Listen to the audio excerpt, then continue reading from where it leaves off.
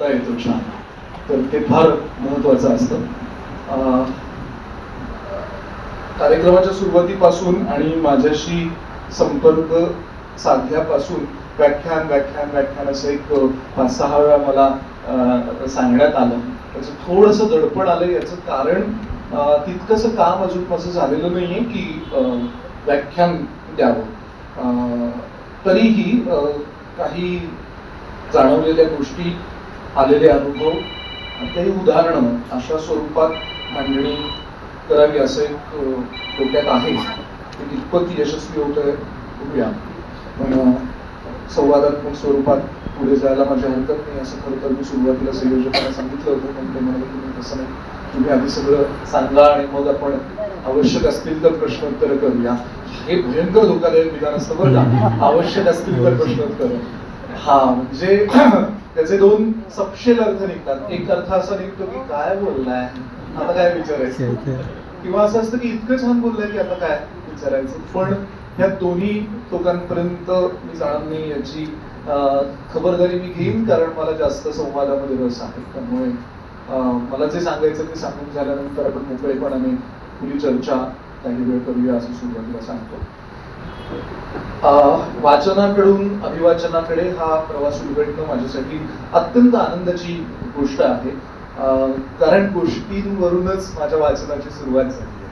तर शाळकरी वयामध्ये आम्हाला एक प्राथमिक शाळेमध्ये परम गुरुजी नावाचे गुरुजी होते. माझे खूप लाडके होते आणि बहुतेक मीही त्यांचा लाडका होतो. कारण ज्या दिवशी शनिवारी वाचनाचा तास असायचा, आपल्या बहुतेकांना हे माहिती असेल की आपल्या शाळेमध्ये वाचनाचा शनिवारचा वेळ असायचा, तर ते अशी गठ्ठावर पुस्तकं आणून समोर ठेवायचे आणि त्या दिवशी मला ते पहिलं बसवायचे रांगेमध्ये आणि म्हणायचे की तुला हवी ती पुस्तकं आली आहे. मग असं कौतुकाचा भाग होता थोडासा.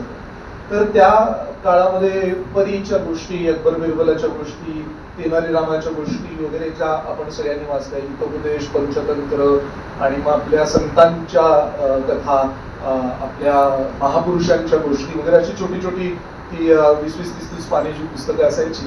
तिथून हे सगळं वाचायला सुरुवात झाली. आणि त्या वाचनामध्ये गमत अशी होती की आमच्या परंतुजी दर आठवड्याला वाचनाचा तास झाला की 10 मिनिटं गोष्ट सांगायचं. मला आपलं हे ठरलं ज्या वेळेला, तेव्हा विचार करता करता मी असा शोध घ्यायला सुरुवात केली माझ्याच आठवणींमध्ये की सादर करायची आवड आपल्याला कशी काय लागली असेल. पण वाचन बहुतेकांचं असतं, म्हणजे वाचनाबद्दल फार बोलायला पाहिजे असं नाही, वाचायला पाहिजे हे आपल्याला माहिती आहे. वाचनाचं महत्व पटवून आपण निबंध लिहिले 10वीच्या परीक्षेत, त्याच्यात आपल्याला पैकीचे पैकी मार्क मिळाले वगैरे वगैरे. तर वाचनाची तशी गोडी आपल्याला आहेच लागलेली. पण मग वाचनाचा अभिवाचनाकडे प्रवास कशामुळे झाला असेल असं जेव्हा मी थोडा शोध घ्यायला सुरुवात केली माझ्या स्वतःतच, तेव्हा मला असं लक्षात आलं की कदाचित त्या 4थीच्या वर्गामध्ये तेंडले नावाच्या एका ग्रहस्थाच्या माडीवरती आमची शाळा भरायची. सावंतवाडीचा आहे मी मूळचा, कोकणातला. आणि तिथे त्या अशा छोटेखानी शाळा, म्हणजे त्याचं नाव पण मला खूप छान आठवतं. ते सांगायला पण खूप मस्त त्याचा आवाज होता. तो म्हणजे सावंतवाडी एज्युकेशन सोसायटीची पूर्ण प्राथमिक शाळा असं त्याचं नाव. त्याचा ऑडिबिलिटी खूप छान आहे, श्रवणीयता त्याची खूप चांगली आहे. तर त्या शाळेमध्ये त्या 4थीच्या वर्गामध्ये परब गुरुजी मुख्याध्यापकाच्या खुर्चीत बसून जेव्हा शनिवारचा वाचनाचा तास घेत असत, त्यावेळेला ते तो वाचनाचा तास झाल्यानंतर आमच्याकडून आम्हाला सगळ्या विद्यार्थ्यांना गोष्टी सांगत आणि ते फारच मजेशीर गोष्टी सांगत. त्यातली 3 मडक्यांची गोष्ट माझी खूप आवडती होती. ते परत परत सांगत, आम्ही मुलं आग्रह करायचो, मग ते परत ती सांगायचो. गोष्ट साधी सोपी होती की एक शंकर एका प्रार्थना करणाऱ्या त्याच्या भक्ताला आशीर्वाद देतो की तुला म्हणतो मी मडकं देतो, ते तुझी मडकं सगळी इच्छा पूर्ण करेल. तर पहिल्या मडक्यातून काय डाळ कुरमुरं पडतील, पडपड पडपड म्हणणार. अशी ती गोष्ट आहे. शोधा, तुम्हाला मिळेल किंवा कधीतरी त्या गोष्टीचं मी अभिवाचन तुमच्यासाठी येऊन करेन. अतिशय गोष्ट आहे. तर अशी, आणि मग त्याचं शेवट म्हणजे ती लोभापायी कसा आपला सगळा नाश होतो आपला सगळा, अशी ती 3 मडक्यांची गोष्ट आहे. कारण 3ऱ्या मडक्यामधून राक्षस बाहेर पडतो आणि मग काय होतं अशी ती रंजक गोष्ट आहे. सो ते जे काही एक आमच्या परमगुरुजींच्या सांगण्याची जी काही हातोटी होती, शैली होती, ती फारच आकर्षक होती. मग त्यात मी हळूहळू कदाचित गुंतत गेलो असेल. आणि अर्थातच विविध कलागुणदर्शन दाखवायची हौस खूपच होती शाळकरी वयापासून. त्यामुळे मग शाळेत एकपात्री अभिनय स्पर्धांमधून भाग घे, कुठे नाटकात नाटुकल्यामध्येच काम कर, कुठे नारदच हो, कुठे कृष्णच हो, कुठे अजून काहीतरी कर, असं सगळं ते त्या छोटेखानी छोट्या शहरामध्ये, गावामध्ये जे एक सांस्कृतिक वातावरण असतं तसं होतं आणि त्यात सहभागी व्हायची संधी मला मिळाली. दुसरं एक मला असं वाटतं की तुलनेनं टीव्हीचा संपर्क इतरांपेक्षा बराच उशिरा माझ्या आयुष्यात झाला, कारण आमच्या घरीच मी 7वीत असताना टीव्ही आला, खूपच उशिरा आला. आणि लोकांकडे बघायला जाणं हे तर स्वाभाविक होतं, म्हणजे शेजाऱ्यांकडे जाऊन टीव्ही बघायचं, पण त्याला एक लिमिटेशन असायचं. मग त्यामुळे झालं काय की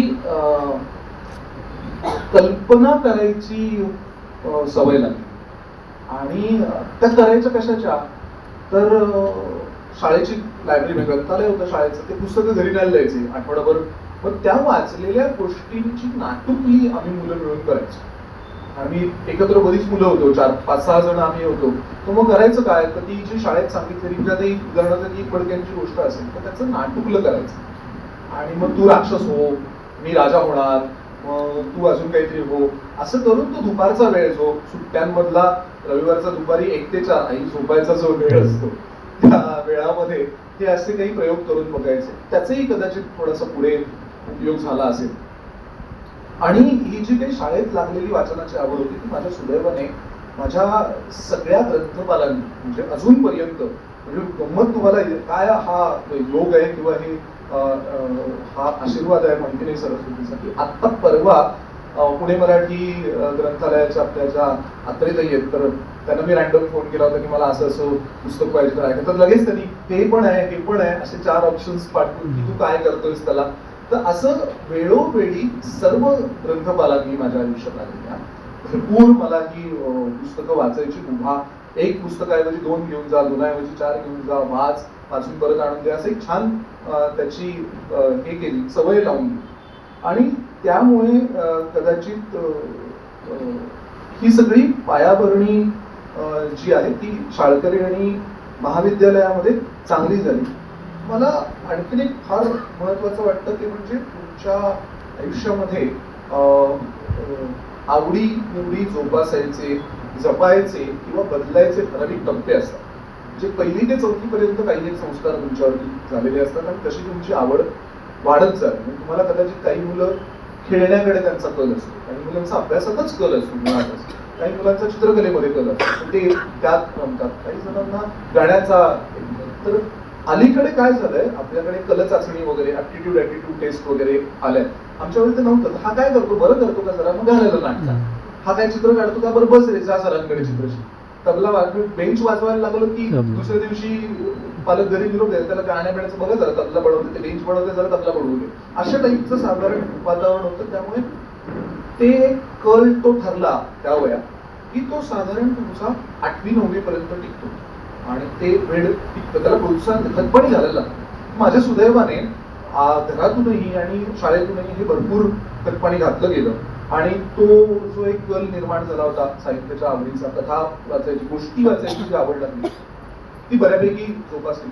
9वी-10वी मध्ये 10वी-11वी मध्ये ह्या टप्प्यावरती पुन्हा एकदा तुमच्या आवडीनिवडी बदलण्याची परिस्थिती निर्माण होते, कारण शिंग फुटलेली असं पालक म्हणतात. तुमचेही पालक म्हणाले असेल तुम्हाला. तर हा जो काही तो काळ असतो पौगंडावस्थेचा, तर त्या काळामध्ये आपल्याला अनेक प्रलोभनं बाहेर जाणवत असतात. टीव्हीचा इन्फ्लुएन्स असतो, आपल्या मोठ्या वडील जरी जे आपल्या काका मामा दादा जे आपले साधारण 8-9 वर्ष आपल्यापेक्षा मोठे असतात, 5-7 वर्ष मोठे असतात, त्यांचा एक प्रभाव आपल्यावरती नकळत पडायला लागलेला असतो आणि त्यातून एक वेगळी आवड, वेगळी सवय आपल्याला लागण्याची शक्यता असते. तर तो एक टप्पा महत्वाचा असतो. आणि त्याच्यानंतर जेव्हा तुम्ही महाविद्यालयीन जीवनामध्ये प्रवेश करता तर तिथे मोठा समुद्र तुमच्या समोर असतो, मोठा जनसागर असतो, ॲव्हेन्यूज वेगवेगळे, म्हणजे माध्यमं वेगवेगळी येतात. आणि आजकाल तर हा हे टप्पे आजच्या काळाच्या संदर्भात मी थोडं वेगळं बोलेल, कारण आता हे सगळे टप्पे बदललेत आत्ताच्या काळात. हे मी माझ्या काळातलं सांगतोय. सो महाविद्यालयीन जीवनामध्ये आजूबाजूला खूप आकर्षण असतं सर्व प्रकारचं, म्हणजे कायिक, वाचिक, मानसिक, भावनिक, आर्थिक, असं सर्व प्रकारचं आकर्षण आपल्या आजूबाजूला असतं. तर त्यात भानावर ठेवायचं काम अत्यंत अवघड असतं. ते शिक्षकांनाही जमत नाही, पेरवत नाही, कारण त्यांच्या मागे पण महाविद्यालयीन शिक्षक जे असतात त्यांच्या मागे वेगवेगळे व्याप असतात. अशा वेळेला माझ्या सुदैवाने मला जे बुवा नावाचे आमचे जे बुवा नावाचे आमचे जे ग्रंथपाल होते ते जे भेटले, तर त्यांनी एक दिवस मला हा kind of a turning point म्हणूया आपण, असा प्रसंग वाटतो. मी 12वी पर्यंत कॉमर्स केलं, घरच्यांचा आग्रह अर्थात. अकाउंट्स हिशोब यायला पाहिजे. माझे वडील व्यवसायाशी संबंधित, ते नोकरी जरी करत असले तरी व्यवसायाशी संबंधात त्यांची नोकरी होती, त्यामुळे हिशोब यायला पाहिजे. तू कॉमर्स कर, ते नाटक बिटक ठीक आहे, ते जमेल तसं केलंच तरी चालेल, त्याने काही फार होत नाही, हिशोब यायला पाहिजे असं साधारण त्यांचं म्हणणं होतं. त्यामुळे मी कॉमर्स 12वी चांगले मार्क मिळाले, चांगला अभ्यास केला, कारण तोपर्यंत पुरेशी शिंद नव्हती. आणि 13वीत आल्यानंतर फर्स्ट इयर बीकॉमला आल्यानंतर ते इंग्रजीतलं गणित ते झेपेना आणि सगळे पेपर कोरे टाकता येतात असं एक दिव्य ज्ञान आमच्या कॉलेज बाहेर बसणाऱ्या मित्राने दिलं आम्हाला. त्या कॉलेज बाहेर बसणाऱ्या मित्राने माझं खूप कल्याण केलं. हा, त्याने मला 20 रुपये भाड्याने स्कूटर पण चालवायची वगैरे वगैरे. तर असं केल्यामुळे झालं काय, फर्स्ट इयर बीकॉम हे अत्यंत टवाळखोर घालवलं आणि रिझल्ट आला. त्यावेळेला कॉलेज क्लर्कनी बोलून घेतलं की मार्कशीट दिलं नाही, ते कॉलेज क्लर्कनी बोलून घेतलं की उद्या तुझ्या वडिलांना घेऊन ये, तू सर्व विषयात नापास झालेला आहेस, तर आता पर्याय नाही आहे, काही वडिलांना घेऊनच ये. म्हणजे केटीबीटी प्रकार काहीच करता येतच नाहीये तुझं, काय करू तुझं, अशा भावाने ते बघत होते. आणि ते दुर्दैवाने आमचे नात्यातले. त्यामुळे वडिलांना बोलवण्याने वडिलांपर्यंत ती बातमी अर्थात गेली. अजून एक दुर्दैव असं होतं की माझा मोठा भाऊही त्याच कॉलेजचा माझी विद्यार्थी होता, त्यामुळे कुठूनच पळवाट नव्हती. सो ते बरोबर कोणाकोणी निरोपी झाली, छोटं शहर असल्यामुळे बातमी पोहोचली. वडील म्हणाले तुला सोडला, आता तुला जे करायचं ते, काही आम्ही म्हणजे काही होऊ शकत नाही, तुला BA करायचे तर ते काही करायचं, आमचं काही म्हणणं नाही वगैरे, असं ती साधारण परिस्थिती निर्माण झाली. त्या दिवशी बंडखोर असतो ना आपण, अजूनही आहोतच नाही, पूर्वी राहूच. तर त्या कॉलेजच्या मित्राच्या दुकानासमोर मी माझं BAचं मार्कशीट, बीकॉमचं फर्स्ट इयरचं मार्कशीट आणलं टाकून, म्हटलं नाही करत कॉलेजचा असा वगैरे ऍटिट्यूड. हे खरी घडलेला प्रसंग आहे, त्याचे साक्षीदार पण आज मी घेऊन आलो बरोबर. तर ते झाल्याबरोबर त्यावेळेला हे बुवा, मुद्दा सांगायचा हा होता की त्यावेळेला ते बुवा सर तिथून चालले आणि त्यांना माझं 11वी 12वी कनिष्ठ महाविद्यालयातलं आणि शालेय जीवनातलं काम माहिती होतं. म्हणजे मी वक्तृत्व स्पर्धांमधून भाग घेतो वगैरे, ते परिचयात सांगितलं खरं आहे बरं का, ते करतच होतं, पण हे बदला काळ. सो ते जेच काही सगळं करत होतं हे त्यांना माहिती होतं, त्यामुळे ते आले आणि ते फाडलेलं मार्कशीट त्यांनी बघितले, येत होते चालत समोरून, आणि त्यांनी नेमकं ते बघितलं की याने काहीतरी पराक्रम केला आहे आणि त्या सहज खांद्यावर हात टाकून मला घेऊन गेले. आता म्हटलं मला अजूनही तो प्रसंग काढायला तुम्हाला अंगावर प्रसंग मला सुधरत नव्हतं की काय होईल पुढे. एक करून बघायची कुंकुमी असते की फाडलं सर्टिफिकेट काय होतंय पुढे असे असतं, पण परिणामांची कल्पना नसते. सुदैवाने माझ्यावरती बरे परिणाम, आणि मला घेऊन ते आले आणि म्हणाले की ग्रंथालयात माझ्या केबिनला. आमचं जे सावंतवाडीचं जे महाविद्यालय ते पण फार त्याचं टाइम छान आहे ना, श्री पंचम हेमराज महाविद्यालय असं, दक्षिण रत्नागिरी जिल्हा शिक्षण प्रसारक मंडळाचे श्री पंचम हेमराज महाविद्यालय असं भव्य नाव आहे. आणि ते महाविद्यालय तेवढंच भव्य आहे, म्हणजे आमच्या राणींनी आपला वाडा कॉलेजला घेऊन टाकला राहायचा. हे असं बऱ्याच ठिकाणी करतात, राजवाडे फारच ग्रेट असतात. सो त्यांच्या एका सज्जात राजवाड्याच्या एका भागामध्ये ग्रंथालय त्यांनी केलं, त्या सज्जात मला ते घेऊन गेले. म्हणलं अक्षय मला तुझ्याबद्दल बरंच काय काय पण ते बरंच असं जरी मी म्हटलं तरी ते वाईट आहे. म्हटलं हो सर, काय नाही, काय तूच सांग काय असा तो सगळा प्रसंग घडला. आणि ते म्हणाले मला असं वाटतं की BA ला ऍडमिशन घ्यावंस, त्याच्यासाठी आवश्यक ती सगळी तयारी मी करतो, तुझ्या घरच्यांशी बोलणं वगैरे वगैरे त्याची तू काळजी करू नकोस, आणि आजपासून रोज मला तू या ग्रंथालयातून एक तरी पुस्तक इश्यू करून घेतलं आहेस असं दिसलं पाहिजे.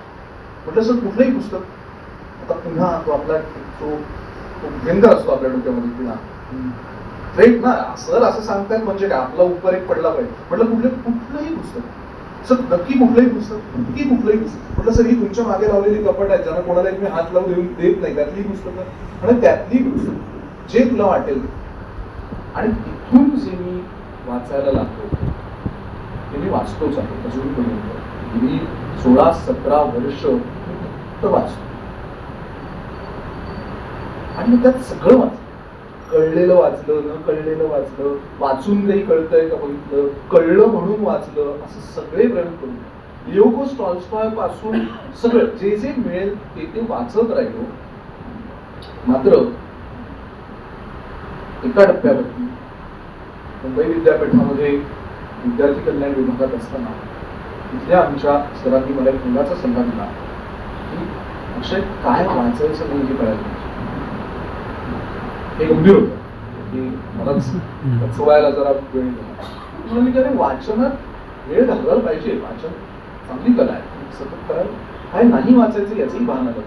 ते भान कसं येईल तर काय झालं, तोपर्यंत मी बरंच ललित अंगाने वाचायचो. ललित अंगाने म्हणजे काय, तर कथा वाचा, कादंबऱ्या वाचा, कविता वाचा, ललित लेखन वाचा, मनोरंजनात्मक गंमत वाटते, काहीतरी नाट्य आहे असं वाच. त्या पलीकडे म्हणाले की वैचारिक साहित्य नावाचा एक प्रकार असतो. म्हणजे फार नव्हतं वैचारिक काही वाचलेलं. मग त्या वैचारिक साहित्यामध्ये वेगवेगळे विभाग आहेत. मानसशास्त्रीय साहित्य वेगळं आहे, राजकीय साहित्य वेगळं आहे, समाजसेवी संस्थांच्या कामांची ओळख करून देणारं वेगळं साहित्य, वेगळी लिहिलेल्या गोष्टी, चरित्र वेगळी आहेत, गणित विषयातली वेगळी. त्या दिवशी मी मरीन ड्राईव्ह वरून नंतर ही सगळं झाल्यानंतर चालत चालत निघालो होतो. तर तेव्हा माझ्या असं लक्षात आलं की साहित्य हे तुलनेनं एकमेव असं क्षेत्र आहे ज्याला कुठल्याच विषयाचा विधिनिषेध नाहीये. म्हणजे मला कोणीतरी सांगा बरं का की गणिताच्या प्रमेयामध्ये कविता दिसते का आपल्याला? नाही. गणिताचं प्रमेय प्रमेयाच्या पद्धतीने मांडलेलं असतं. किंवा विज्ञानाच्या एखाद्या प्रयोगाची मांडणी करताना त्यात ललित लेखन थोडंसं केलं आणि मग सुंदर वारा झुळझुळ वाहत होता आणि बाहेर पालवीचा एकदम खुल्ला होता वगैरे असं वैज्ञानिक मांडणी, वैज्ञानिक लेखनामध्ये. पण या सगळ्या विषयांमध्ये लेखन आहे. या सगळ्या क्षेत्रांमध्ये साहित्य आहे. कुठलंच असं क्षेत्र नाहीये की ज्याच्यामध्ये साहित्य नाहीये, लेखन नाहीये.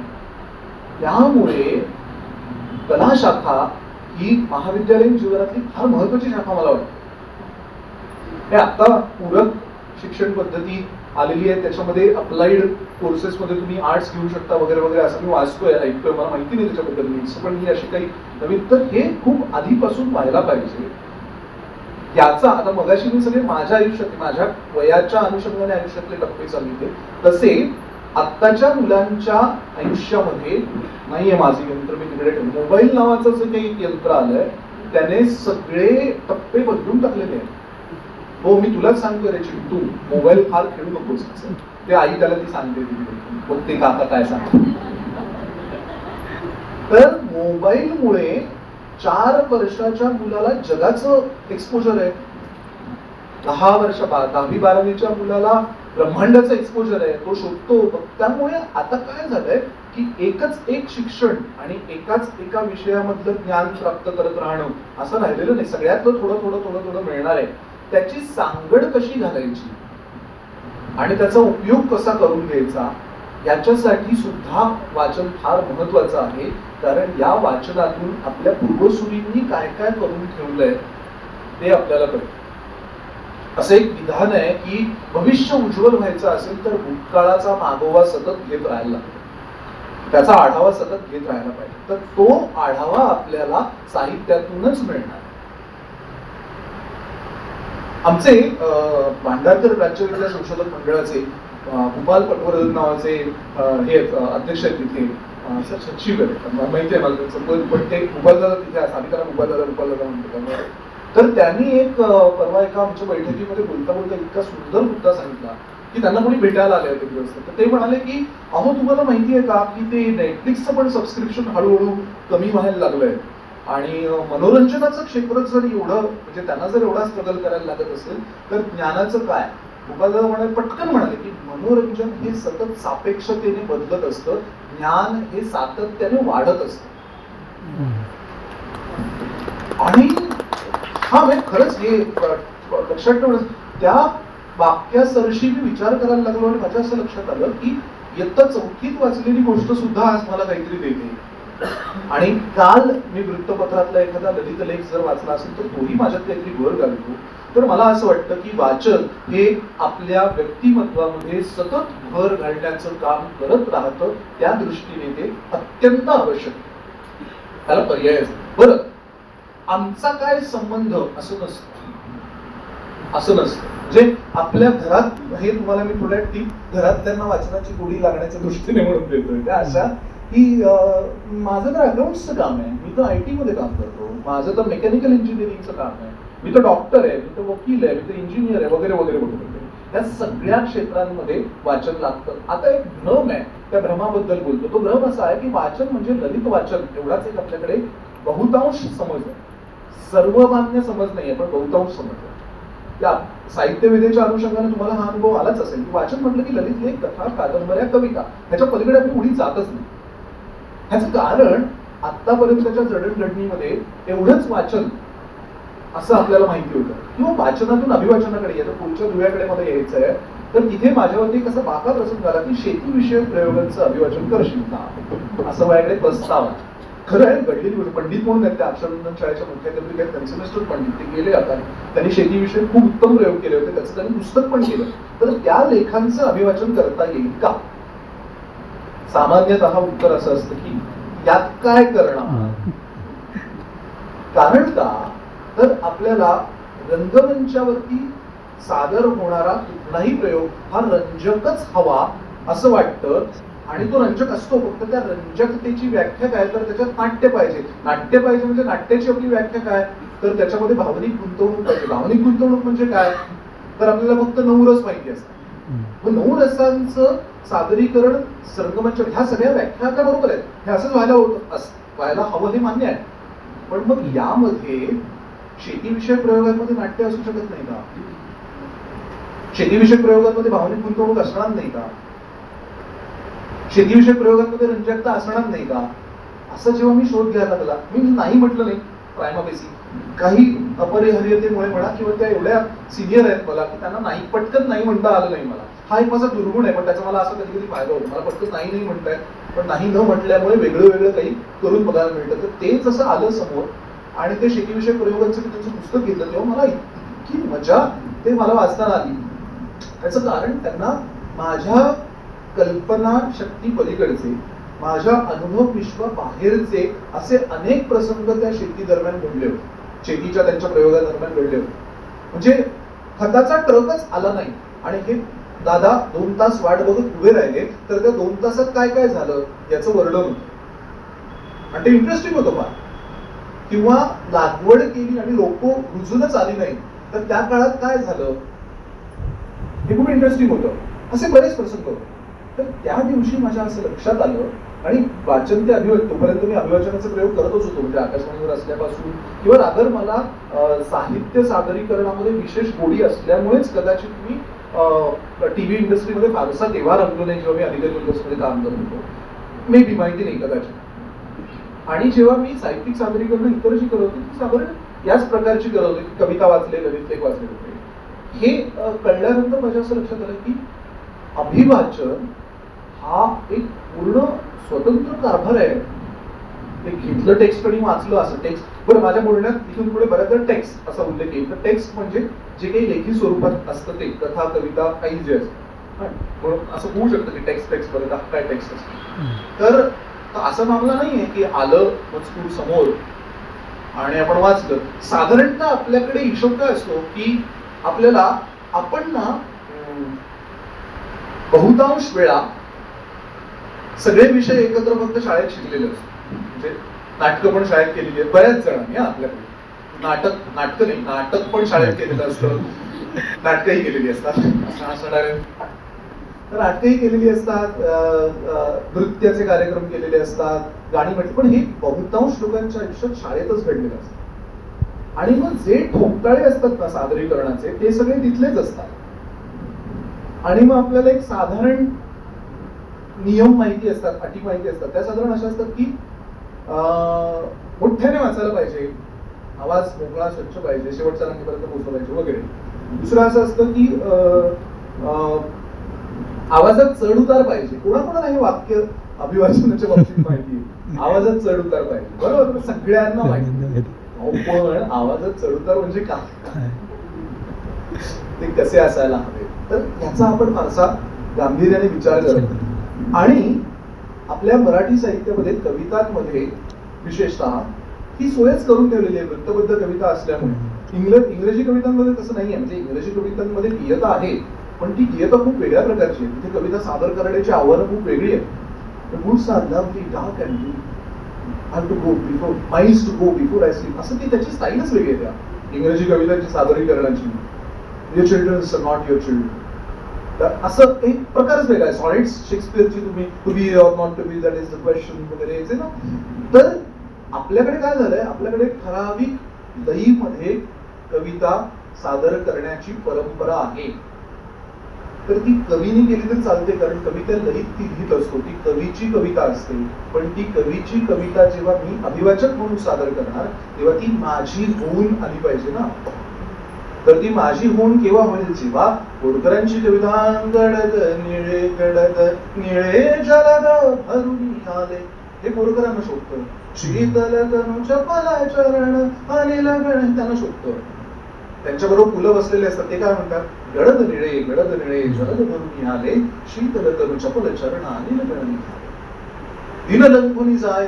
ही पुढचं सगळं मग ती फुलांनी ती कविता आपली करून दिली आणि त्याला एक स्वतःचा असा एक स्पर्श, त्या फुलांचा स्पर्श जाणवतो. अलीकडे पुन्हा एकदा सुनीताबाईंची चाफ्याच्या झाडात जाण्याची फार व्हायरल झाली ना. पण सगळ्या कविता तशा सादर करून चालत नाही. ते म्हणजे मी आता थोडस इथून पुढे जे बोलणार आहे ते काहीसं परखड असेल, त्याचा अनुभव इथे मला यांना बघितल्यानंतर तरी आठवण सांगतात तर मला हसूच आलं. म्हटलं बरं, आम्ही एक 2018 मध्ये संस्कार भारती तर्फे पुण्यात एक अभिवाचनाची आणि सूत्रसंचालनाची वगैरे अशी एकत्र कार्यशाळा केली होती. तर त्या दोघी सारी नावं दोघांची विसरलो, शुभदाताई आणि शिल्पाताई अशा दोघी जणी होती. तर तेव्हाही मी तेच सांगितलं, तेच आता परत सांगणार आहे की वाचनातून अभिवाचनाकडे हे आधार नसलेल्या पुलावरून चालत चालत नदी ओलांडण्यासारखं आहे. साकव कोणाला माहितीये? साकव किंवा श्वास, बऱ्यापैकी तुम्हाला चित्रपट आठवत असेल तर श्वास मध्ये एक दृश्य आहे, त्या हिरोचं नाव काय, आजोबा जन्म केले ते अरुण नलावडे असा फणस घेऊन त्या साकवावरून चालताना तुमचा ट्रेलर, ती जी अवस्था असते ना, घसरलं तर पडणार, तसं असतं बरं का अभिवाचन. घसरलं की पडतं आणि वाईट पडतं आणि भयंकर दुःख सांगता येत नाही. याचं कारण काय असतं की एकतर मराठी भाषा इतकी वेड्या वाकड्या वळणांची आहे, त्याच्यावरून चालायचं म्हणजे त्याची अनेक उदाहरणं व्हॉट्सअपवरती आपल्यापर्यंत आलेली आहेत. तुम्ही त्याची पुनरावृत्ती करत नाही. तर करायचं काय, तर वाचन एका टप्प्यापर्यंत झाल्यानंतर, जसं मी म्हणालो की ललित अंगारे बरंच वाचन झालं, कथाकवितांचं वाचन झालं, ललितेतर साहित्याचं वाचन झालं, त्याला मर्यादा नसते. म्हणजे सतत नवीन काहीतरी. आता मी त्या मगाशी त्यांचा आपण सत्कार केला, त्याही ताईंना म्हटलं की द्या मला पुस्तक तुमचं, म्हणजे हे ऑब्व्हियसली होतं. काल रात्रीचा प्रसंग सांगतो, वसंत बापटांचं एक पुस्तक आम्ही मगाशी उल्लेख झाला असं साधनासाठी आम्ही काही पुस्तकं ई-बुक्स करतो सध्याला जो प्रोडक्शन असतात. तर वसंत बापटांसारखं बहुरूपी खटनट असं वसंत बापटांचं लीलाधर हेगडेंनी चरित्रात्मक त्यांच्यावरती लिहिलेलं पुस्तक, ती PDF मी पाठवत होतो की आता हे झालंय आणि बघा. तर नेमकी मी ती उघडून बघितली आणि पुढचा 1.5-2 तास माझा त्याच्यात हे सगळे त्याच्यातले प्रसंग वाचन सगळी जा. तर व्यसना इतकी इतकी सवय वाचनाची लागायला हवी असं खरं तर अपेक्षित आहे. पण जे उत्तर त्यावेळेला 2018 साली या सगळ्या मी कार्यशाळेमध्ये दिलं होतं तेच उत्तर तुम्ही इथे आज द्याल त्याची मला लागते. एकावर वेळच नसतो. वेळ कसा काढायचा, वाचायला वेळ मिळत नाही असं एक ते साधारण असतं आणि ते मान्य आहे, म्हणजे त्यात काहीच तक्रार नाही. काय झालंय, धर्मधर्म संयोगाने हळूहळू सादरीकरण हा माझा चरितार्थाचाही आता काही प्रमाणात व्यवसाय बनल्यामुळे मला कार्यालयीन बंधनं नाही. म्हणजे सकाळी अमुक वाजता जायचं आणि असं वेगळ्या विश्वात मला जायला लागत नाही. माझं दिवसभर साधारण याच भोवतीचं विश्व असतं. म्हणजे त्यामुळे मला कधीही उठून बसून वाचायची मुभा आहे. तुम्हाला ती तशी नाही हे मी समजू शकतो आणि ती तशी नाही. पहिली गोष्ट, मला वाचायला वेळ मिळत नाही याचा गिल्ट काय म्हणू आपण, याचा त्रास करून घेऊ नये. पहिली गोष्ट सगळ्यात महत्त्वाची. आणि मला वाचायला मिळत नाही हे याचं उदात्तीकरणही नका. 2 मुद्दे कायम लक्षात. वाचायला वेळ मिळत नाही वाईट वाटून नका घेऊ. नाही वाचलं काही बिघडत नाही. नाही वाचलं तर काय करायचं ते सांगतो. आणि वाचता येत नाही याचं उदात्तीकरणही करू नका, कारण कधीच तुम्ही पुस्तकाला हात नाही लावला. तर गिल्ट आला की अजून त्याच्यापासून आपण लांब पडतो. त्याचं एक हे होतं की मला नाही वाचायला. आणि त्याचा सगळ्यात मोठा त्रास काय होतो सांगतो मला. 4 पानं वाचली की मला पुढची सगळी कादंबरी कथा वाचायला लागणार आणि मग त्याचा करेक्ट आहे आणि ते मागे नॉकिंग राहिल्यामुळे आपण हातच लावतो. असं नका करू. सोडून दे नावाची एक उत्तम संकल्पना आहे. फ्रान्स काफका आपल्या कथेमध्ये हे सांगतो की सोडून दे, लेट इट गो, असं ते कन्सेप्ट, लेट इट गो. ते जाणारं आपोआप परत फिरून येतच आपल्याला. तुम्हाला जर एखादं पुस्तक तुम्ही हातात घेतल्यानंतर पहिली 10 पानं वाचल्यानंतर अपरिहार्यपणे जर ते ठेवावं लागलं बाजूला, आणि जर तुमच्या मनाने असं घेतलं असेल की हे पुस्तक पूर्ण केलं पाहिजे, तर ते जगाच्या अंतापर्यंत कधीतरी तुम्ही नक्की पूर्ण करा. त्या पुस्तकाची वेळ येते, वाचक म्हणून तुमची वेळ येते. त्यामुळे ओढून ताणून काहीच होत नाही. चॉकलेट पाय शिरत नाही तुम्ही, ओढून ताणून काहीच नाही, मग ते चावत. सो तसं करू नका. पुस्तक ठेवून द्या, चाळा, पण पुस्तकापासून पळू नका. घ्या ना, बघा, आणि फक्त गंमत सांगतो, फक्त वाचन म्हणजे अक्षर चावणं म्हणजे वाचन नाही आहे ना. वाचनाची सुरुवात खूप आधीपासून होते बरं का. आधी तुमच्या मनात येतं की मला काहीतरी वाचायला पाहिजे, ती भावना एन्जॉय करा. हा, मला वाचलं पाहिजे, मला बोरकरांच्या कविता वाचायच्या आहेत, अक्षरे किती म्हटली छान ती, गडदुरीने मला वाचायचं आहे, ते वाचल्या पाहिजेत. कशात आहे? निवडक बोरकर नावाचं पुस्तक आहे, ती सांग, त्याच्यात या सगळ्या कविता आहे आणि छान कविता आहे. त्याची अजूनही कविता मी वाचणार पण आहे. तर ते वाचायचं ही भावना राहू द्या, प्रेम करा त्या भावनेची. त्याचा लपाछपीचा खेळ सुरू होऊ दे तुमचा. It's passionate affair. तुम्हाला सांग, वाचन हे अफेअर, ते तसंच करायला लागतं. आणि मग कधीतरी सगळ्यांना चोरून हळूच एखाद्या बुक गॅलरीमध्ये जाऊन अर्धा पाऊण तास घालवा. ती डेट असते तुमची, असं म्हणा.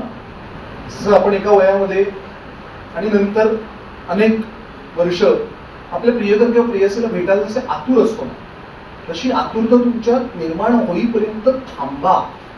आयुष्यात अलीकडे प्रॉब्लेम काय झाला माहितीये का, थांबणंच आपण विसरून गेलो. सतत ऑन द टो असतो. कशासाठी? कारण पुस्तकं येतील तुमच्यापर्यंत, वाट बघा. अजिबात मागे लागू नका, 50 पुस्तक खरेदी नका करू. आणि दुसरी एक सगळ्यात महत्वाची गोष्ट म्हणजे बाकीचे करतात म्हणून नका करू. माझ्या मैत्रिणीने पुस्तकं घेतली, माझ्या मित्राने पुस्तकं घेतली, नका घेऊ विकत. मी गेले कित्येक दिवस पुस्तकं विकत घेतली म्हणजे अशी रॅन्डम हवी आहेत म्हणून नाही घेतली. मी लायब्ररी लावली, छान पुणे नगर मांडरकरची लायब्ररी आहे, अजून 4 ठिकाणची लायब्ररी लावलेली आहे, तिथे हवं ते पुस्तक चालतं. तर ते अफेअर म्हणून करा. जा पुस्तकाच्या, किती मस्त अनुभव असतो बघा. तुम्हाला सांगतो, अक्षरधारा बुक गॅलरी, मला अक्षरधारा जवळ आहे म्हणून अक्षरधारा बुक गॅलरी, कुठलीही बुक गॅलरी, तिथे जायचं, तिथे कट्ट्यावरती रेंगाळायचं, तिथे रॅकवरती पुस्तकं लावलेली असतात. काही परवडतात, काही नाही परवडत, पण आणि तरीही ती बघावीशी वाटतात. मग बघा, चाळा, थांबा, घेऊ नका. असा एक प्रण करा की पुस्तकाच्या दुकानात जाऊन मी एकही पुस्तक विकत न घेता परत येईल, म्हणजे तुम्हाला दुसऱ्या वेळेला जायची ओढ लागेल. मागच्या वेळेला घेतलं नाही, आता घ्यायला पाहिजे, असं ते निर्माण, ते काहीतरी बॉन्डिंग निर्माण. मग तुम्हाला गोडी वाटेल, ओढ लागेल, मग पुस्तक घेऊन या. कवितांचं आणा, कथांचं आणा, नाही आणा. लोकप्रियतेच्या मागे नका लागू की हे पुस्तक कोणीतरी रेकमेंड केलंय, नका वाचू. काही बिघडत नाही आयुष्यात. त्यांनी सांगितलंय, त्यांनी सांगितलंय, गटावरती आलंय, वाचायलाच हवं. कारण हा fear of missing out, FOMO, हे मला त्यातलं कळत नाही. नसू दे ना कळत, दुसऱ्याकडून ऐका. कधीतरी विशाखाताईंना भेटायला जा, त्यांना म्हणा की कुठलं वाचलं तुम्ही विशाखाताई पुस्तक, सांगा ना मला त्याची गोष्ट. मला फुकतात एक पुस्तक कळणार, घ्यायची गरज नाही ते पुस्तक. असे प्रकार करा. ते अफेअर तुमचं छान बिल्ड होऊ दे, ते परिपक्व होऊ दे, मग त्याची गोडी तुम्हाला चाखायला मिळेल. आणि मग ना तुम्ही वर्षाला एखादं जरी पुस्तक वाचलं तरी तुम्हाला तृप्तीचा अनुभव घेताय, समाधान. हा एकच, आणि ते मिरवा.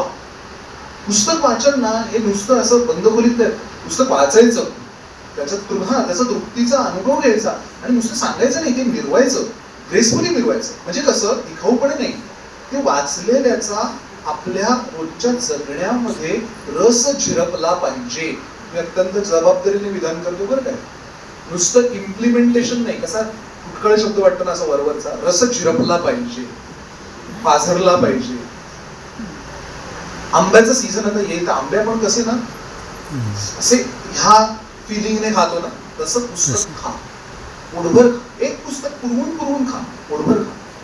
आणि आता ते माझं सगळ्यात महत्वाचं विधान जे मी नेहमी करतो की याच्यासाठी फार कष्ट करायला लागत नाही, फार मेहनत घ्यायला लागत नाही, रोज पण करायची गरज नाही. एखादा दिवस रात्री 10 पानं वाचून झोपणार असं ठरवा आणि 2दा ठरवलेलं न करता झोपा.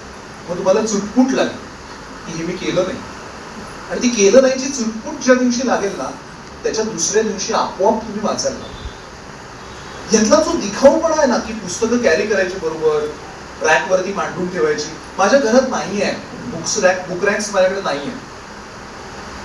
माझ्याकडे आवश्यक मोजकी अभ्यासाला रोजची जी लागतात तेवढी पुस्तकांची मांडणी आहे. त्याच्या पलीकडे हे करा. म्हणजे काही जण हे अत्यंत प्रेमाने करतात, त्यांचं लव्ह अफेअर बरंच पुढे गेलेलं असतं पुस्तकांमधलं, त्यामुळे मग त्यांना तो म्हणजे माझे सर गुरुजी ज्यांच्याकडे लेखनाचं बेसिक माझं बोलणं झालं तर त्यांनी एक अख्खी खोली केली होती पुस्तकाची. तर ते होऊच शकतं आणि कर्मधर्म संयोगाने तुम्हाला सगळ्यांना जर अशी संधी आयुष्यात मिळाली तर ते नक्की करा.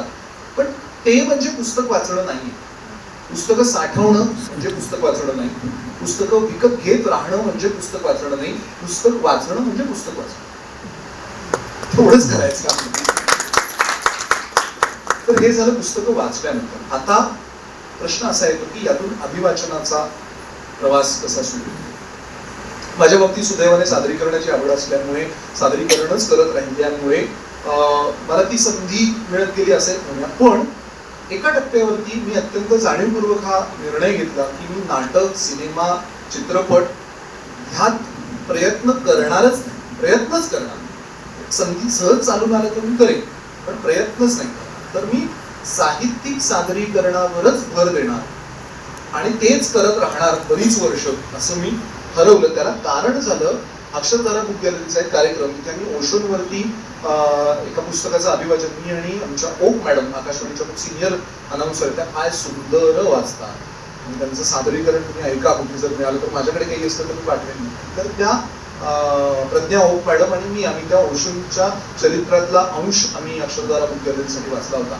त्या क्षणी मला जी जाणीव झाली, ती जाणीव ज्या दिवशी तुम्हाला होईल त्या दिवशी अभिवाचन करायला सुरुवात करा. पूर्ण वेळ तुम्ही कराल, नक्की कराल आणि छान कराल, मला खात्री आहे. ती जाणीव कुठली तर अभिवाचन किंवा साहित्याचं सादरीकरण हे एक असं माध्यम आहे जे सिनेमातही घडू शकत नाही असं तुम्ही साहित्यिक सादरीकरणामध्ये घडवू शकता. ती म्हणजे तुम्ही अनुभूती देऊ शकता. साहित्य अनुभूती देतं आणि तुमच्या कल्पना शक्तीला चेतवतं, तुमच्या म्हणजे प्रेक्षकांच्या कल्पना शक्तीला चेतवतं. यांनी शिल्पाताईंनी यांचा जो लेख वाचला होता ज्याच्यामध्ये ते तकिया कलाम होतं की काय ऋतू गाभुळलाय. आता मला सांगा कोण सिनेमा करणारा ऋतू गाभुळलाय हे सिनेमात दाखवू शकतो. तो व्हिज्युअल्स दाखवेल ऋतू बदलाची, पण तुमच्या डोक्यात जी ऋतू गाभुळल्याची प्रतिमा येते ना रसिकांच्या डोक्यात, ती कोणीच दाखवू शकत नाही, कोणीच नाही.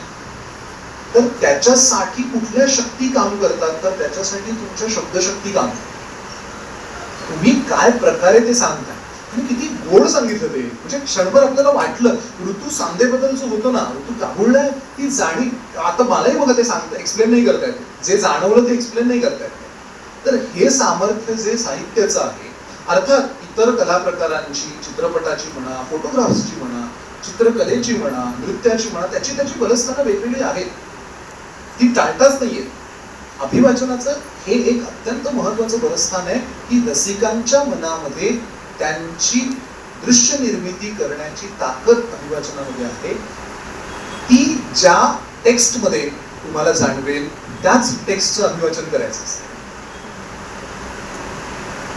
हे फार महत्वाचं. जसं आम्हाला अजिंठ्याच्या बाबतीत डोळ्यांना डसले पहाड इथले या गोंधल्या चांदण्या, डोळ्यांना डसले पहाड इथले या गोंधल्या चांदण्या, कोण्या रंग बिलोड गौर स्मृतीच्या ओल्या इथली पापड, गाभाऱ्यास अजून ओंजळ भरी गंधार्थ संवेदना, बुद्धाच्या पडसावलीत निजल्या या राजवर्गी खुणा. त्याला काही लागत नाही, त्याला चित्र लागत नाही, याला रंग लागत नाही, म्हणजे हे पोचवायला ह्या सगळ्याचा सुद्धा वापर करायचा आहे. पण हे जे डोळ्यांना टसले पहाड इथले, हे कसं दाखवणार? शब्दातूनच पोचव. हे ज्या टेक्स्ट मध्ये तुम्हाला जाणवेल असंच टेक्स्ट निवडा. आणि ते निवडण्यासाठी पुन्हा आपल्याला 2 पावलं मागे वाचनाकडे यायला लागेल. कारण एवढ्या प्रकारचं वाचल्याशिवाय आपल्याला चॉईस ऑफ टेक्स्ट नाही मिळणार. मग त्याच्यासाठी काय करायचं? तर त्याच्यासाठी थोडं शिस्तीनं वाच. म्हणजे आता इथून पुढे जे मी 2-4 ओळी सांगेन त्या जर तुम्हाला अभिवाचक म्हणून काम करायचं असेल तर महत्वाचे आहे. वाचक म्हणून जे आहे मी सांगितलेलं तेवढं पुरेसं आहे. वाचक हा अफेअर आहे, ते तसंच करायचं, तसंच वाचायचं. पण अभिवाचन तांत्रिक दृष्ट्या जर आपल्याला अधिक वेगवेगळे प्रयोग करून बघायचे असतील तर थोडं शिस्तीनं नियमानं थोडंसं वाचायला पाहिजे. ते कसं वाचायला पाहिजे? तर तुम्हाला सूच्या असतात माहिती का, सूची असतात माहिती का, साहित्य सूची, सत्यकथेची सूची वगैरे प्रसिद्ध झाली किंवा इंडेक्स असतात वेगवेगळे. तर लायब्ररीमध्ये ते जाळा जातात पहिल्यांदा, की त्याच्यानंतर साधारण तुम्हाला परिप्रेक्ष्य कळतो की कोणी कोणी काय काय प्रकारचं लिहिलंय. ग्रंथालयांशी आणि ग्रंथपालांशी संवाद वाढवा. त्यांना बरीच पुस्तकं माहिती असतात, त्यांना त्याचं पोटेन्शियल कदाचित माहीत नसतं. असं होऊ शकतं की त्यांना त्याचं पोटेन्शियल नाही माहिती, की याचं काय होईल माहिती नाही. पण त्यांच्याशी बोलता बोलता कदाचित तुम्हाला एखादा वेगळा पर्स्पेक्टिव्ह मिळून जातो सादर करण्याची. सो ते बोलल्यानंतर मग साधारण हिशोब घालून एका वर्षाभराचं, जमत नसेल तर 6 महिन्याचं, अभिवाचक म्हणून सांगतो मी, वाचक म्हणून नाही, वाचक म्हणून अफेअर करायचं, तसंच ठेवायचं. अभिवाचक म्हणून वर्षभराचं, 6 महिन्याचं, जमत नसेल तर 3 महिन्याचं, तेही जमत नसेल तर 1 महिन्याचं वाचनाचं नियोजन करा. एक लेखक निवडा, त्याचं समग्र नाही वाचायचं, त्याचं थोडं थोडं वाचा. ते थोडं थोडं वाचलेलं कुठेतरी नोंदवून ठेवा. मग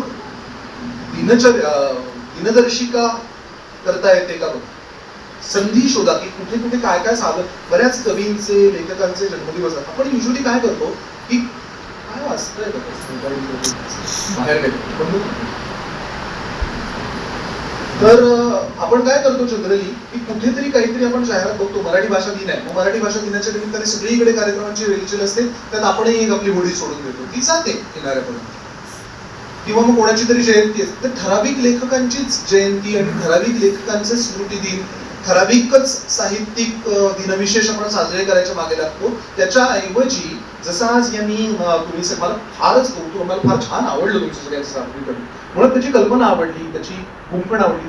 त्यात करता येण्यासारख्या बऱ्याच गोष्टी आहेत, त्या करूच, तो प्रश्न नाही. पण वसंत आहे हे जे काही तुम्ही बांधून, तर अशा वेगवेगळ्या संधी शोधा, अशा वेगवेगळ्या संधी शोधा की जिथे आजूबाजूला काहीच नाहीये आणि आपण काहीतरी अभिवाचनाचा प्रयोग सादर करतो. त्या स्कोप, जसं आम्ही मंगलाताईंच्या कथा, आतापर्यंत कोणीच मंगलाताईंच्या कथांवरती काही सादरीकरण होईल असा विचार केला नव्हता. आणि तो प्रयोग अर्थात त्याच्यामध्ये मंगलाताईंचाही सहभाग आहे वगैरे वगैरे. तर अशा संधी शोधा. त्याच्यासाठी शिस्तीनं चौकट आखून, तक्ता तयार करून, तारीखवार टाकून ठराविक लेखकांची ठराविक पुस्तकं नियमितपणे वाचा. त्यातली टिपणं काढून ठेवा, खुणा काढा, फोटो काढून ठेवा, नोंदी करा, डॉक्युमेंटेशन करा. मेमरीवरती विश्वास, स्मृतीवरती विश्वास ठेवू नका. नोंदणी करा. नोंदणी केल्यामुळे 2 गोष्टी होतात तुम्हाला सांगतो. एक, तुमच्या डोक्यातल्या कल्पनेला मूर्त स्वरूप होतं, ते अत्यंत महत्वाचं असतं.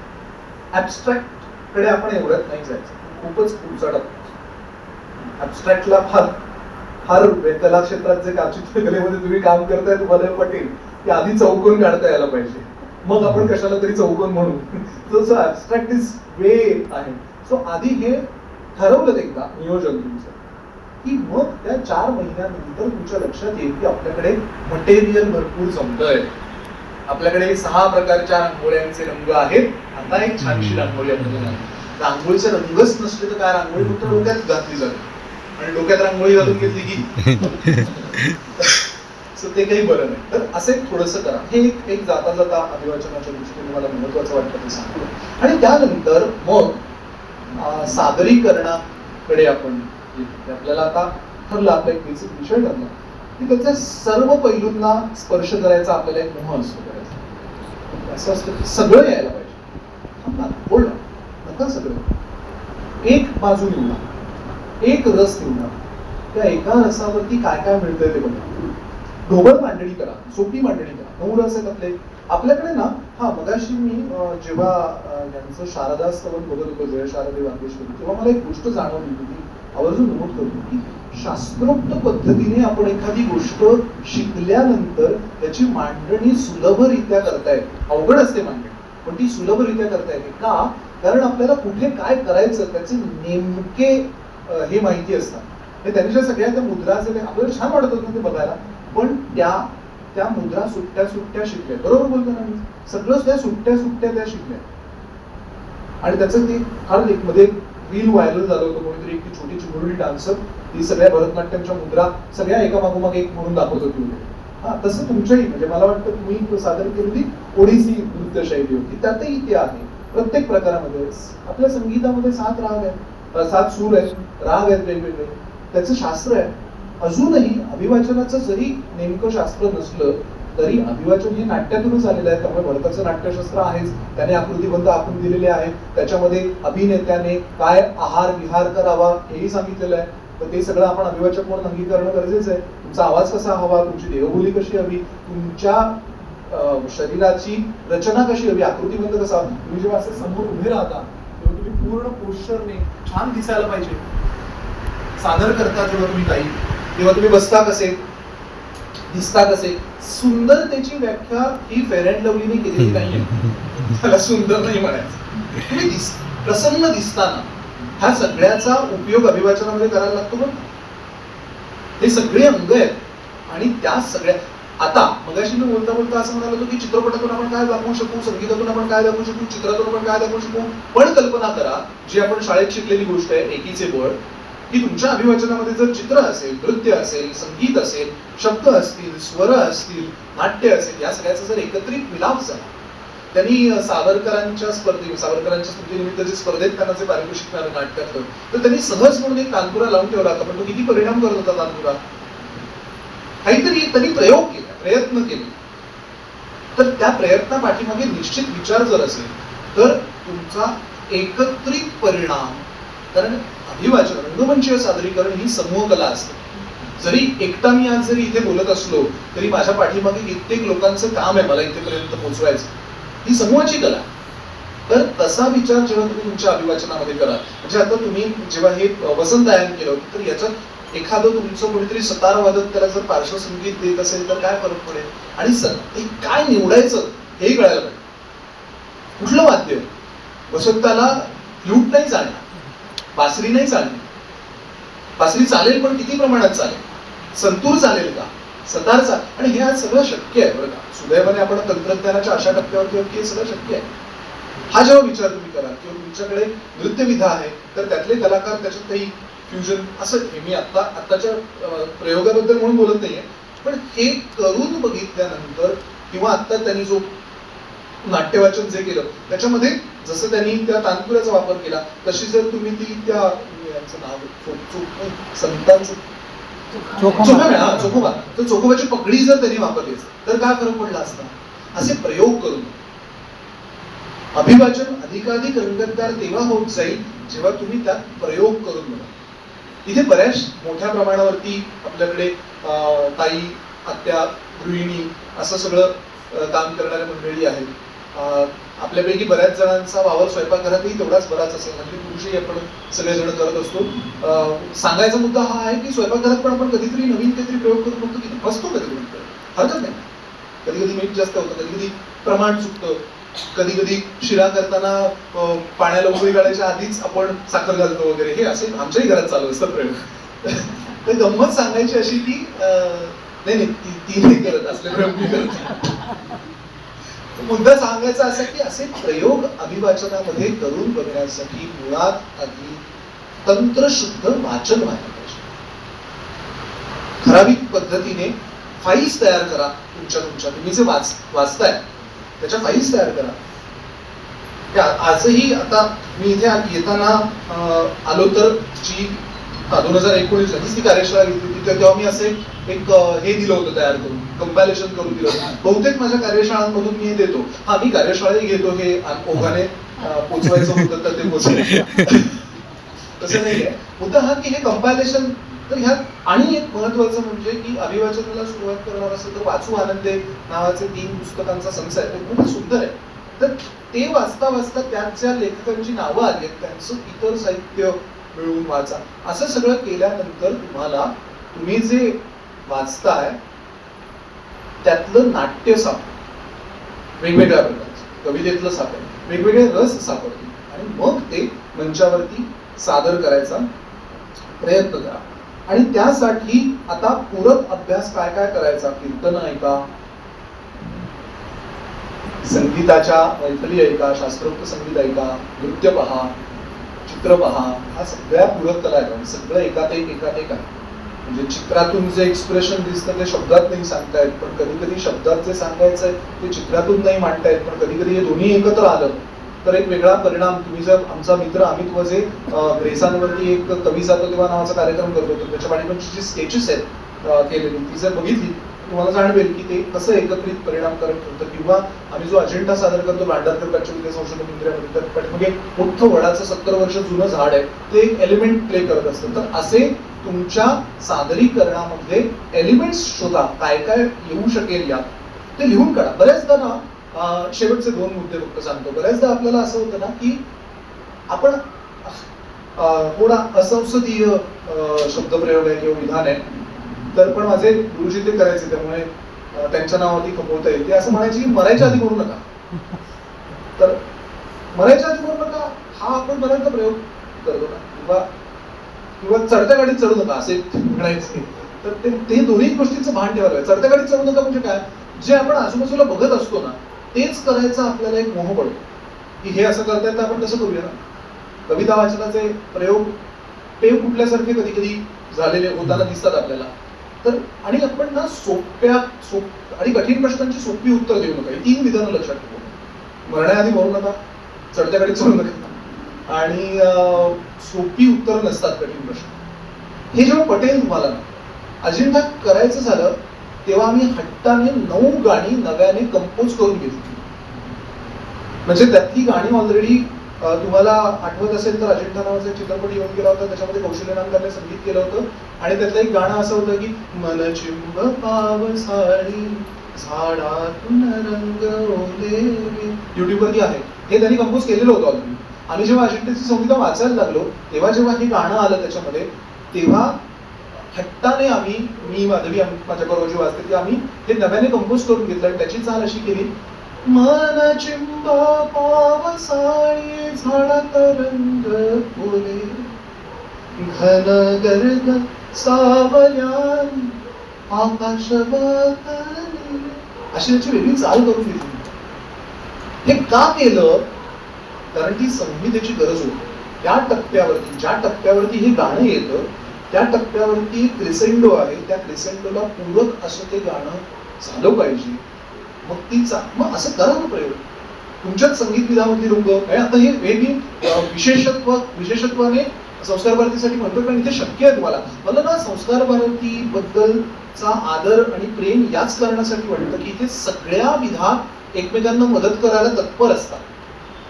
तुम्ही मदत मागू शकता की ये ना जरा थोडंसं मला इथे संगीताचं सांग, किंवा ये ना जरा इथे मला थोडंसं याच्याचं चित्रचं सांग. किती विचार करायचा तुमचा अभिवाचनाच्या प्रयोगापर्यंत जाण्यासाठी. छान आकर्षक त्याची निमंत्रण पत्रिका बनवा, छान आकर्षक त्याचं स्क्रिप्ट तयार करा, त्या स्क्रिप्टला एक जॅकेट तयार करा, छान एखादं मागे चित्र लावा, ते त्या पूरक असं सगळं छान वातावरण. निसर्ग त्याच्याचकडून शिकायचं ना आपण. आंबे खायला घालायच्या आधी तो केवढं वातावरण तयार करतो आणि मग आंबा खाताना आपल्याला किंवा चैत्रात पाडवा येईल तर श्रीखंड खाताना पाडव्यालाच बरं लागतं ना श्रीखंड केशर घातलं. त्याच्या आधी किती वातावरण निर्मिती झालेली असते. तर त्यालाही फार महत्व असतं अभिवाचनात. हे असं सगळं छान तयारी करून सुसज्जता, किंवा तर त्यांचं नृत्य आहे त्यासमोर दिसत आहेत म्हणून की त्या नुसतं येऊन सलवार कमीज घालून पण परफॉर्म करू शकल्या असतील. है ना, किती अवघड. त्यांनी ते सगळं छान तयारी करून त्या आल्या आणि मग त्यांनी ते सादर केलं. ह्याला पूर्णत्व म्हणतात. आणि तुमच्या अभिवाचनाच्या सादरीकरणामध्ये आपल्या हा पूर्णत्वाचा अनुभव आपल्याला देता येतोय का हे पहा. म्हणजे मग तुमचा वाचनापासून अभिवाचनापर्यंतचा प्रवास सुफळ संपूर्ण होईल.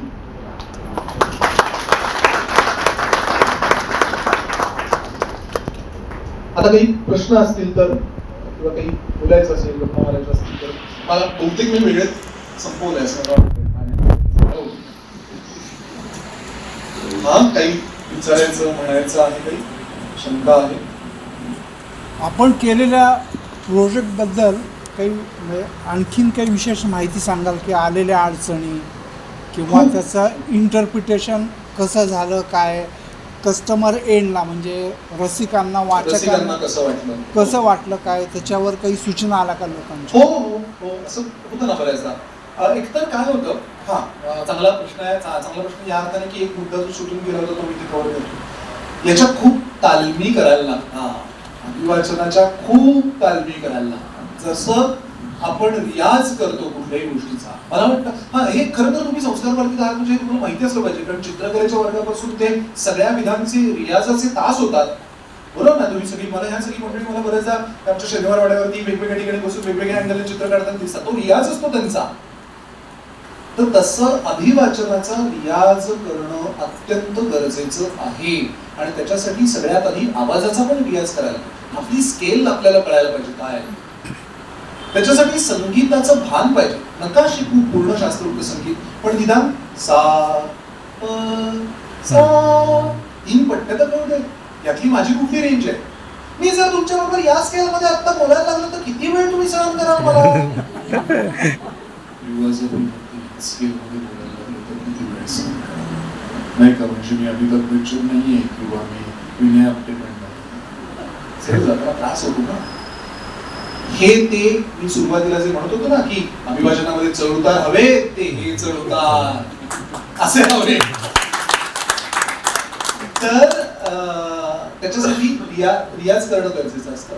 रियाज हा 2 प्रकारचा असतो. एक सादरीकरणाचा म्हणजे इन जनरल आवाजाचा रियाज, तर त्याच्यासाठी ओंकार करणं, श्वासोश्वासावरती लक्ष देणं, मोठ्याने वाचून बघणं, प्रगट वाचन असं आपल्या शाळेत असायचं तर ते रोज करायचं घरी. सकाळच्या न्यूजपेपर मधली सगळी जे आपण सकाळी वाचत असतात किंवा जो कुठला पेपर वाचत असतात तर त्यातला एक उतारा रोज पण होता, तो वाईट होता मला माहिती आहे तरी तर एक कुठला तरी जो उतारा असेल तो मोठ्याने वाचायचा, त्याला प्रगट वाचन असं म्हणतात, ते करायचं कंपल्सरी. आपला आवाज आपण ऐकायचा. हे बऱ्याच जणांकडून करत नाही. कॅज्युअल स्टेटमेंट आहे पण ते कॅज्युअली घेऊ नका. तुम्ही जे बोलताय ते तुम्हाला ऐकू येतं का, त्याच्याकडे लक्ष द्या. हे अत्यंत गंभीरपणे करायची गोष्ट आहे. जोपर्यंत तुम्ही बोलताय ते तुम्हाला ऐकू येत नसेल तर तोपर्यंत स्टेजवरती चढायचंच नाही. ते एकदा ऐकू येऊ लागलं की मग तुम्हाला तुमच्यातल्या उणीवा आणि तुमच्यातली बलस्थानं पण कळतील. म्हणजे माझ्या आवाजात मी काय सादर केलेलं चांगलं वाटतं हे तपासून बघता येईल आणि मग थोडं अलीकडे पलीकडे काढून बघता येईल. थोडं खाली आलं तर काय होतो आवाज, थोडं पुढे गेलं तर काय होतं, स्ट्रेंथ आपली तपासून बघता येईल. हे या प्रकारचा एक रियाज. आणि दुसरं म्हणजे जो प्रयोग तुम्हाला सादर करायचा त्याच्यात आहे. तर तुम्ही जो प्रश्न विचारला की एंड रिझल्ट किंवा कस्टमर कडून फीडबॅक किंवा प्रेक्षकांकडून काय प्रतिसाद होतो, तर त्याच्या अलीकडे 0 शो नावाची कन्सेप्ट असते की आमची जी माहितीतली मंडळी असतात त्यांच्या समोर आम्ही एक प्रेक्षणीय किंवा प्रदर्शनीय सादरीकरण करतो, प्री परफॉर्मन्स करतो. तर त्यात बऱ्याचशा सूचना, चर्चा असं होतं की यात हे पाहिजे, हे नको. आणि सगळ्यात महत्वाचं म्हणजे दुसरा एक मुद्दा की तुमच्या अभिवाचनाला दिग्दर्शक पाहिजे. तो नसतो बऱ्याचदा. म्हणजे तो तुम्हाला ह्या सगळ्या चुका प्रेक्षकांपर्यंत पोहोचवण्यासाठी वाटाड्या पाहिजे ना कोणतरी हात धरून न्यायला. आमच्या असतो बरं, कायम असतो. कदाचित आमच्यापैकी कोणीतरी असतं किंवा बाहेरची व्यक्ती समोर बसून कोणीतरी प्रयोग बघायला लागतो. सो हे झालं की बऱ्यापैकी सूचना, चर्चा कमी होतात, अपेक्षित परिणाम येतो. आम्हाला 2 सूचना अजेंडाच्या बाबतीत मिळाल्या पहिली, आणि दोन्ही विरोधी होत्या आणि आम्ही ते दोन्ही प्रयोग करून बघितले. ते सतत प्रयोगशील असण्याचा पण हा एक फायदा असतो की अभिवाचनामध्ये सतत तुम्हाला सुधारणा, बदल हे करून बघता येतात. अजेंडाच्या पहिल्या 0 शोला आमचे एक मित्र आले होते. ते म्हणले होते की याचं चित्र पाहिजे. म्हटलं बघ, आम्ही विचार करतो. आणि मग आम्ही 15-20 प्रयोग तसेच केले. तर ते 15-20 प्रयोग जसे केले तर इव्हेंच्युअली असं झालं की याच्यात चित्र नाहीयेत म्हणून हा अजेंडा अधिक परिणामकारक होतो, कारण आमच्या मनामध्ये अजेंड्याच्या प्रतिमा तयार होतात. असं बरोबर, असं एक म्हणणं पडतं. आता आम्हाला शंका आली की हे नक्की काय आहे, की चित्र हवीत की नको. तुमचा जो म्हणा प्लस मायनस हवीत की नको. मग आमचा अजून एक दुसरा निर्माता मित्र आला. तो म्हणाला मी यातनं चित्र ऍड करतो. असं मग त्याने स्वतंत्र जबाबदारी घेतली दृश्य निर्मिती. आणि मग आम्ही 2 प्रयोग आता तसे केले की त्याच्यामध्ये आम्ही स्क्रीनवरती चित्र पण दाखवतो आणि अजेंडा परफॉर्म करतो. सो एवढी फ्लेक्सिबिलिटी तुमच्याकडे आहे का हेही तपासून कधी कधी अनपेक्षित परिणाम स्वीकारायची तयारीही ठेवा.